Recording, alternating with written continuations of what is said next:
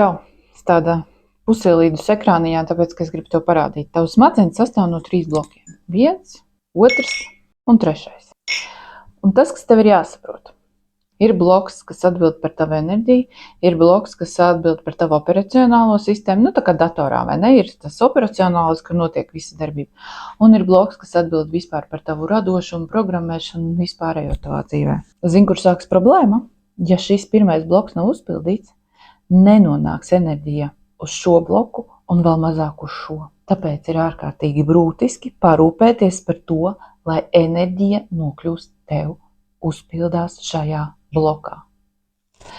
Un ja tev ir tā sajūta, ka tavā dzīvē nenotiek lietas, vai tev ir vata galvā, vai tu nevari izdomāt, ko ar visu šito darīt, tāpēc, ka enerģija nenokļūst no līdz šitiem 2 blokiem.